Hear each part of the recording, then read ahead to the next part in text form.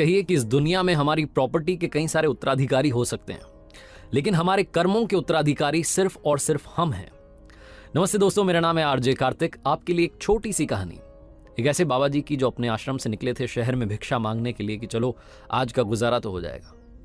जब वो आश्रम से रवाना हुए तो उमस का माहौल था। जब तक वो शहर तक पहुंचते हल्की हल्की बरसात होने लगी, धीरे धीरे वो तेज हो गई।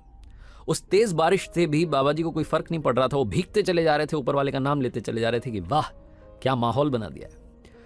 वो शहर के चौराहे पर पहुंचे तो देखा कि कॉर्नर पर एक हलवाई की दुकान थी जो गरम गरम जलेबियां निकाल रहा था। बाबा जी के मुंह में पानी आ गया, उन्हें लगा कि अब तो ये खानी है, लेकिन वो हिम्मत नहीं हो रही थी कि जाकर के कैसे सीधा भिक्षा मांग ले।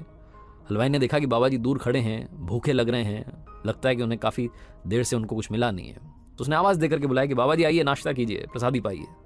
गरम गरम जलेबियाँ एक प्लेट में गरम समोसे लेकर के उसने बाबा जी के सामने रख दिए। बाबा जी ने प्रसादी ली। उसके बाद उस हलवाई को बहुत सारा आशीर्वाद दिया कि मस्त रहो, प्रसन्न रहो, ऐसे ही उन्नति करो, 2-4 दुकानें और खोल लो। बहुत सारा आशीर्वाद देके आगे चल दिए।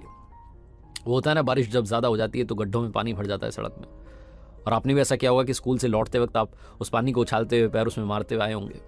बाबा जी वही हरकत करते हुए जा रहे थे, अपनी मस्ती में थे, ऊपर वाले का नाम ले रहे थे, भजन कर रहे थे और बस चलते चले जा रहे थे। वो पानी उछालते जा रहे थे, इस बात से बेफिक्र थे कि और भी लोग वहाँ चल रहे हैं। वो पानी उछला तो पीछे एक नवविवाहित जोड़ा आ रहा था, न्यूलीवेड कपल था। वो जो वाइफ थी उसकी साड़ी पर जाकर के वो कीचड़ हल्का सा लग गया। जो उसका हस्बैंड था वो बड़ा गुस्से में आ गया। उसने कहा मेरी पत्नी के कपड़े खराब कर दिए। इस बाबा ने दौड़ करके आगे बढ़ा और बाबा जी से उलझ गया, बहस करने लगा, उनको एक के बाद एक अपशब्द कहने लगा, गालियां निकालने लगा। उसकी वाइफ आई दौड़ करके कि अरे मत करो ना प्लीज, छोड़ो ये सब बात, अब इग्नोर मारो, ठीक हो जाएगी, साड़ी धो लेंगे, कोई टेंशन नहीं, नई साड़ी ले लेंगे। वो काफ़ी कुछ समझा रही थी लेकिन वो कन्विंस नहीं हो रहा था। वो लड़का गुस्से में, उसका गुस्सा बढ़ता जा रहा था। वाइफ भी पीछे हट गई। गुस्से में उस लड़के ने, उस पति ने बाबा जी को एक थप्पड़ रसीद कर दी, जोर का थप्पड़ मारा। बाबा जी धड़ाम से जमीन पर गिर गए। जमीन पर गिरे तो आसमान की तरफ देख करके बोले कि वाह ऊपर वाले, क्या माया है।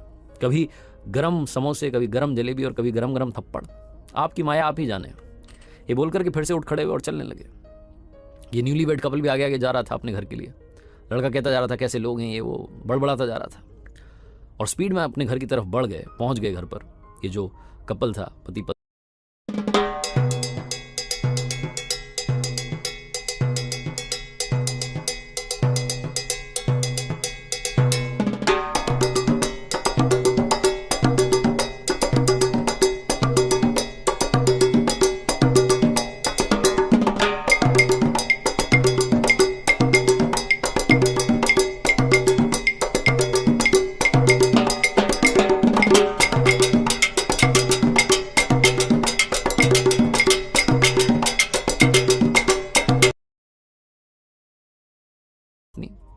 उनका घर थोड़ा सा हाइट पर था, सीढ़ियाँ चढ़ के जाना था। वो बरसात हुई थी तो सीढ़ियाँ गीली थीं। गुस्से में तो था ही लड़का, उसका पैर फिसल गया और ज़मीन पर गिरा तो उसके सर में चोट लग गई, खून बहने लगा, बेहोश हो गया। वाइफ ने आवाज़ लगा करके लोगों को बुलाया कि आइए मदद कीजिए, मेरा पति जो है गिर गया। ये वो भीड़ इकट्ठी हो गई। लोगों ने पूछा कि क्या हुआ, तो पत्नी कहने लगी कि वो बाबा जी पीछे मिले थे, उन्होंने ज़रूर श्राप दिया है मेरे पति को, क्योंकि अभी उन्होंने थप्पड़ मारी है ना बाबा को, तो बाबा ने गुस्से में आकर के श्राप दिया, इसीलिए मेरे पति बेहोश हो गए। वो बहुत रोती जा रही थी।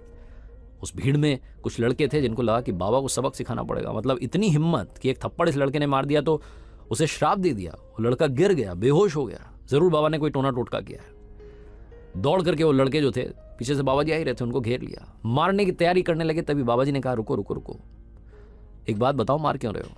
तो लड़कों ने कहा कि आपने वो श्राप दिया ना उस पति को जिसने आपको थप्पड़ मार दिया था, इसलिए आपकी पिटाई होगी, आपको श्राप देने की जरूरत क्या थी। बाबा जी ने कहा कि तुम्हें पता है उसने थप्पड़ क्यों मारी। तो लड़कों ने कहा नहीं, हमें नहीं पता क्यों मारी। तो बाबा जी ने कहा कि उस लड़के ने मुझे थप्पड़ इसलिए मारी क्योंकि जो उसकी यार है, जो उसकी पत्नी है, उसके कपड़े मेरी वजह से खराब हो गए थे। मैं पानी उछालता चला जा रहा था, मैंने उसकी यार के कपड़े खराब कर दिए तो उसने मुझे थप्पड़ मार दी। तुम्हें मालूम है मेरा यार कौन है? मेरा यार ऊपर वाला है। वो ऊपर वाले ने जब देखा कि उसके यार को थप्पड़ पड़ी है तो उसे भी बदले में कुछ तो करना ही था, तो शायद उसने बदले में कर दिया। मैंने मेरी तरफ से कोई श्राप नहीं दिया। वो ऊपर वाले की माया वही जाने। लड़के भी पीछे हट गए। बाबा जी मदमस्त चाल में चलते चले गए। कहानी तो खत्म हो गई है, लेकिन कहने का सार सिर्फ इतना है कि अगर आपका विश्वास ऊपर वाले पर है, आप हमेशा सिर्फ और सिर्फ उस पर ही भरोसा रखते हैं, तो सब कुछ अच्छा होगा। और दूसरी बात, जो आपके कर्म हैं उसका जो रिजल्ट है वो आप तक वापस आएगा, वो फल आपको ढूंढ निकालेगा।